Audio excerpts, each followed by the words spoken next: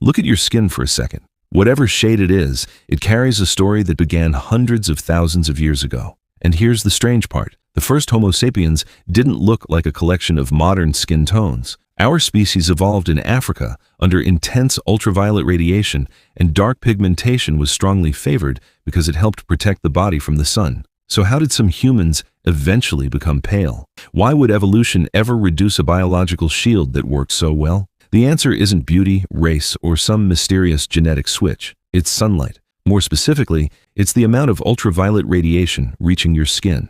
And once humans began leaving Africa, the same sun that had once made dark skin extremely useful became a completely different evolutionary problem. To understand why, we need to understand melanin. Melanin is the pigment responsible for much of the variation in human skin color, and one of its most important jobs is absorbing ultraviolet radiation. Think of it as a biological filter.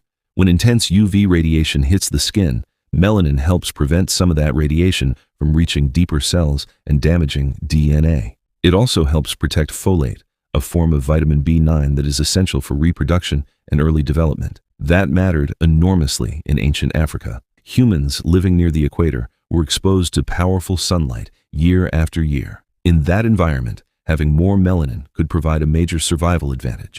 Natural selection doesn't ask what looks attractive. It asks a much simpler question. Does this trait help an organism survive and reproduce? For our ancestors living under intense African sunlight, strong pigmentation was a very useful answer. But then, humans started moving. Over thousands of years, populations expanded out of Africa and into regions where the environment was dramatically different. They moved into the Middle East, Europe, and Northern Asia. Eventually, humans reached places where sunlight was weaker, winters were longer, and much less UVB radiation reached the ground. And this created a biological problem nobody could see. Your body needs sunlight for something extremely important: vitamin D. When UVB radiation reaches your skin, it helps trigger the production of vitamin D. And vitamin D is essential for helping your body absorb calcium and maintain healthy bones. If a person doesn't get enough, severe deficiency can cause rickets in children, weakened bones, poor growth, and serious problems with the skeleton.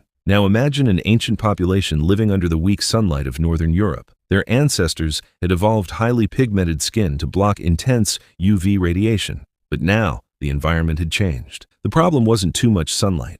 It was too little. The same melanin that had protected their ancestors could also reduce the amount of UVB available for vitamin D production. In a world without vitamin D supplements, fortified foods, or modern medicine, this could create serious pressure on survival. And this is where evolution gets fascinating. There wasn't a moment when humans suddenly turned white. Skin pigmentation changed gradually as different genetic variants became more or less common in different populations. People with slightly lighter pigmentation could sometimes produce vitamin D more efficiently under low UV conditions, if that gave them even a small advantage in survival or reproduction. But here's the part that makes the story even stranger. Scientists once imagined that Europeans simply became lighter immediately after leaving Africa. Ancient DNA has complicated that picture. Some ancient Europeans who lived thousands of years ago appear to have had considerably darker skin than many Europeans today. So why did very light skin become so common later?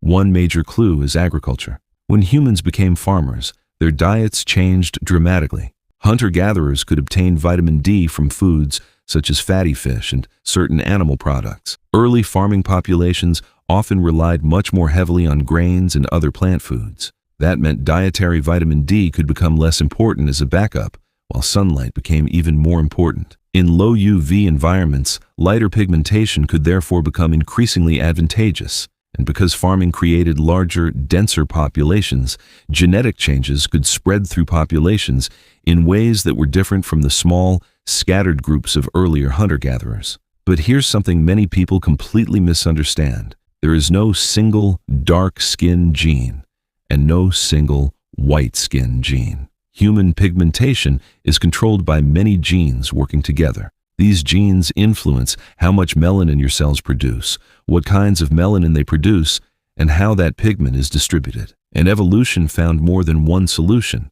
European populations and East Asian populations both evolved relatively lighter skin compared with equatorial African populations, but they did not simply use the exact same genetic changes. Different populations followed partly different genetic paths towards similar results. That's called convergent evolution. Different groups faced a similar environmental problem and independently evolved similar biological solutions. And this tells us something important about human skin color. It isn't a ranking system. It isn't a measure of how advanced a population is. It's biology responding to geography. Dark pigmentation was highly advantageous in environments with intense UV radiation. Lighter pigmentation became advantageous in many environments where UV radiation was weaker and vitamin D production became more difficult. In other words, your skin is partly a record of the environment your distant ancestors lived in.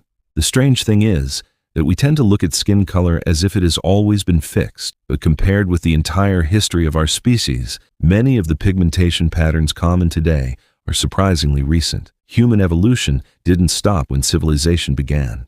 It didn't stop when agriculture appeared. And it certainly didn't stop when modern humans arrived. Your skin is the result of an ancient biological trade-off between protection and sunlight. Too much UV, and the body needs protection. Too little UV, and the body needs access to it. And somewhere between those extremes, different human populations adapted in different ways. So the next time you look at your skin, don't just see a color. You're looking at thousands of generations of adaptation written into your biology. And here's the question. If humans are still evolving today, what traits are changing in us right now that future humans might consider completely normal? If you want more strange stories about how ancient humans became the people we are today, subscribe and comment what human mystery I should explain next.